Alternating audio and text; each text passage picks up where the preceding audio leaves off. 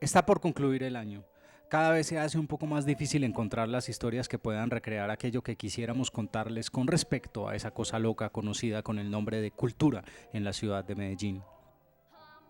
Durante todo este trayecto, ha sido imposible no advertir que la cultura lo es todo, y aunque en ocasiones reciba regaños y llamados de atención porque parezco seguir hablando tan enredado como los eruditos que trato de eludir, debo insistir en ello. La cultura no es un conjunto de bienes distinguidos y la cultura no es exclusivamente arte o manifestación de arte. La cultura es simplemente la manera como nos relacionamos de acuerdo a nuestras acciones en sociedad. Por eso uno de los últimos programas, tiene a mi juicio, que siempre será parcial, un poco de todo lo que ya he dicho hasta el hartazgo. Una expresión artística que envuelve de humanidad los gestos de un grupo de personas que, sin proponérselo, hacen más cultura que los anquilosados discursos que hablan de ella.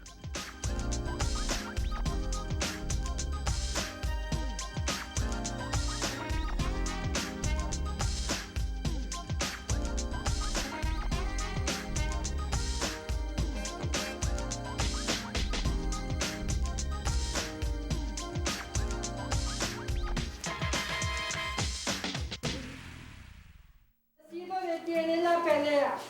Baje los puntos de sus espadas que ha dado el puño, dice. Y escúcheme, si alguna vez... El teatro es un arte que definitivamente nos hace pensar a todos en otras vidas vistas de cerquita. Es una manifestación y una expresión elogiosa que sacude las entrañas y que provoca ganas de meterse en aquellas tablas donde los actores se gritan y nos gritan cosas. Nos hace creer y nos empuja a querer y a odiar. Nada podría reemplazar esa elogiosa relación que se entreteje en las palabras y las acciones de los personajes prestados y los que nos quedamos sentados esperando esa vibración inconmensurable. El teatro difícilmente puede verse en televisión porque su experiencia la supera. Cada obra es distinta y cada momento es único. Si a todo esto le sumamos ciertas circunstancias, podríamos decir que el arte del teatro además permite reivindicar la vida de todo ser humano y hacernos creer que esta vida, la que estamos viviendo, es una vida llena de emoción.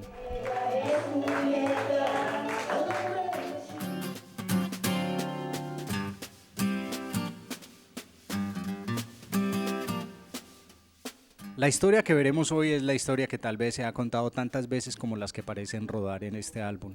La historia que les contaré hoy enaltece la labor de una mujer dedicada a un trabajo que la convierte en una hada madrina. Ella es Beatriz Duque. Si nos volviéramos a cruzar en el camino de ella, me diría injustamente que no se merece el elogio fantasioso de nombrarla hada madrina. Pero ¿de qué otra manera podemos llamar a una persona que por años se ha encargado de formar un grupo de actores y actrices con discapacidad cognitiva? Llamados de mil formas cuando los vemos por ahí en el camino, pero que finalmente, entendidos y abrazados como lo que son, por esta mujer. Finalmente son seres humanos, con una condición particular en el desarrollo, como cualquier ser humano, con su particularidad.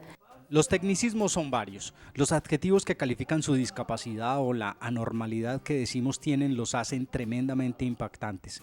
Debo resaltar que no somos ajenos a cierto morbo cliché que los presiente como unos seres frágiles y vulnerables. Debo admitir que en estas historias caer en juicios y lugares comunes amparados en esa ternura que resulta de nuestra supuesta normalidad nos hace sentir temor. Yo lo tengo, porque contar esta historia resulta sencillo desde esa capa que expresa la compasión, pero todo se torna complejo cuando queremos encontrar otras respuestas y averiguar hasta qué punto nosotros, los normales, somos los pervertidos que no vemos más allá.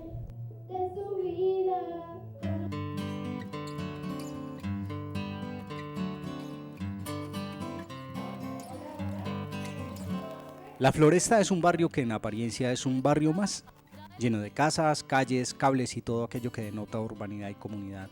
En medio de esas casas hay una en particular que nos convoca hoy, un miércoles cualquiera, para presenciar la obra Romeo y Julieta. Estamos en Canchimalos, un recinto dedicado por tantos años como los que tengo, que son varios, a albergar las obras de cientos de grupos que han podido proponerle a un auditorio las expresiones más diversas. En estos momentos, un grupo de jóvenes hace su ingreso. En pocos instantes comenzarán a cambiarse para interpretar a Romeo y Julieta, una obra del inmarcesible William Shakespeare en versión libre del teatro El Grupo.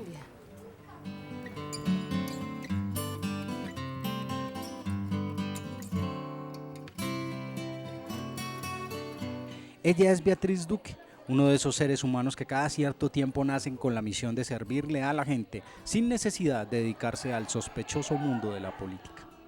Estamos en la Facultad de Odontología de la Universidad de Antioquia. Allí le habla a sus estudiantes, prepara la música y se dedica a bailar, corregir, tomar fotos y bailar.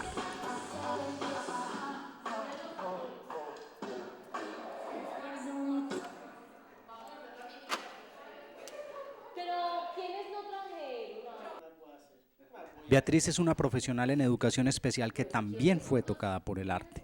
Desde mi vida en el colegio ya había pues como una inquietud. Yo estuve en el colegio, todo el bachillerato hice parte de la tuna del colegio.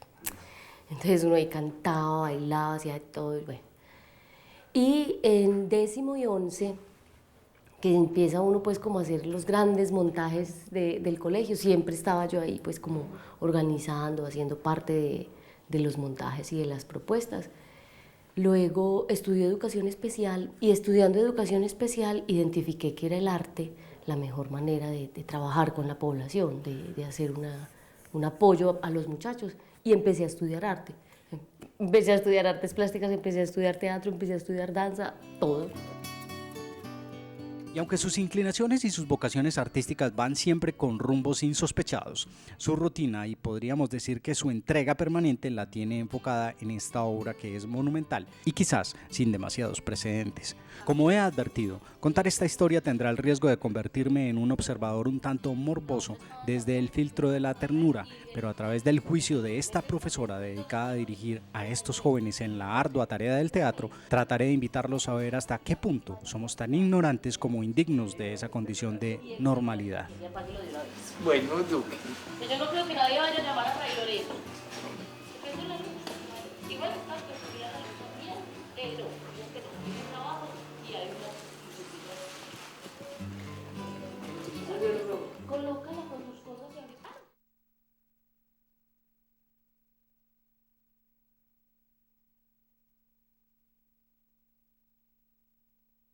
Estamos con Beatriz Duque y su grupo de teatro El Grupo. No es una redundancia o un fallo de redacción. El grupo, así se llama. Me imagino porque es el grupo. Obviamente no caí en ese juego cliché de preguntar por el nombre cuando hay preguntas más importantes que hacer porque todas vienen al caso. Esta, en todo caso, es otra de esas historias donde los protagonistas podrían ser muchos, a decir verdad todos ellos, pero mi ignorancia no puede saltar el atrevimiento de entablar un diálogo por muchas razones. Les anticipo algo, cognitivamente el ejercicio de la representación los ha convertido en unos jóvenes con una actitud frente a la vida que sorprendería a cualquier periodista desprevenido que los viera con algo de ternura y con algo de indignante compasión. Me basta con observar calladamente y con cruzar 2 o 3 frases con ellos para darme cuenta que la sociedad es la que me ha convertido a mí en un ser normatizado, por eso que llaman normalidad, pero eso definitivamente no es el asunto de esta historia.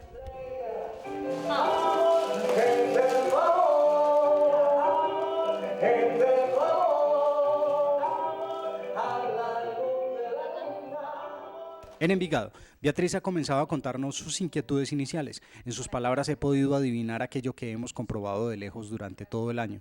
Definitivamente cuando alguien es tocado por el arte, se convierte en otra persona. Cuando yo estaba en 11, que uno empieza como a definir qué va a hacer, yo siempre pensé que iba a estudiar psicología infantil. Era lo que quería. Yo siempre he sido maestra, yo soy normalista, yo soy profe, realmente. Pero en 11, cuando nos dieron como los procesos, en esa época, no había las visitas a las universidades, sino que hacían una orientación pues desde el colegio, y como nuestro colegio era pues una normal, entonces nos orientaban más en el sentido de lo pedagógico, las licenciaturas que existían en las carreras en ese sentido. Y ese día nos hablaron de la educación especial, y yo no había escuchado hablar de esa carrera nunca. Y ya dije, no, esa es. Quiero eso quiero. Y empecé a estudiarlo y ahí fue cuando dije, bueno, arte es arte. Y empecé a hacer arte por todos los lados.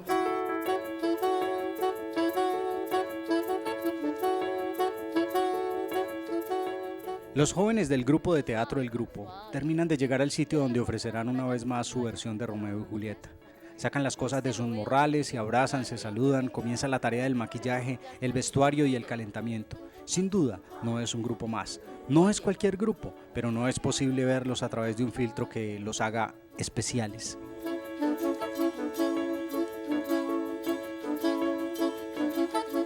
Beatriz, educadora especial, artista por vocación y gestora cultural por convicción, baila, dirige, repasa y muestra pasos. Su vida es una vida atravesada por el arte, su vocación y su firme deseo por hacer de estos jóvenes unos artistas totales la llevó a convencer un grupo de padres incrédulos de los alcances del teatro.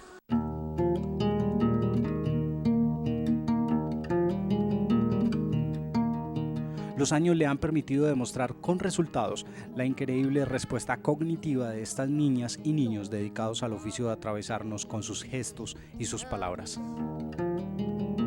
Hubo un momento en el proceso en el que lograran entender que eso es una obra de teatro, que es otra realidad, que es una realidad fantástica, que es una realidad estética, pero que es una realidad, que está pasando ahí también, porque eso es lo que maneja el teatro. Vos estás viviendo ahí una historia que es una fantasía, pero que es también una realidad, porque la relación de los actores ahí está sucediendo.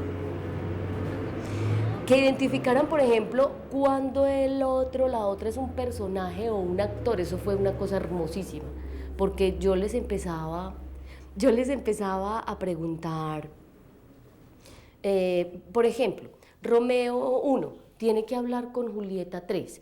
¿Cuál es Julieta 3? Entonces era como, al principio no entendían qué era eso. ¿Cómo llegamos hasta allá? Esa necesidad se fue dando y fue generando también la posibilidad de que entonces nos viéramos más veces a la semana, porque con un ensayo de 3 horas, que es el de los viernes, que es el ensayo general, no era suficiente. Conde Capuleto, ahorita guarda esa máscara, mi amor. Mira que nadie tiene la máscara y empezamos sin la máscara. Sí,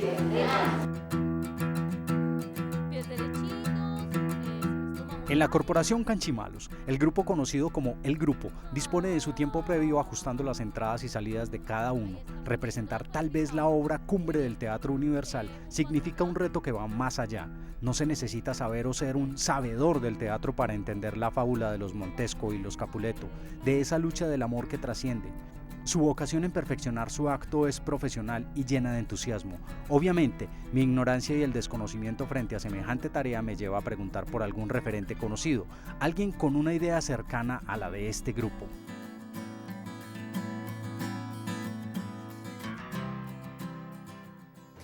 Existe en Cali otro grupo que se llama Estímulo, que hace danza folclórica, muy bello también, una puesta en escena muy bonita, solo de danza y música. Grupos musicales existen muchos, porque son muy rítmicos. Las personas con síndrome de Down particularmente, pero con discapacidad en general, son personas muy sensibles a lo musical.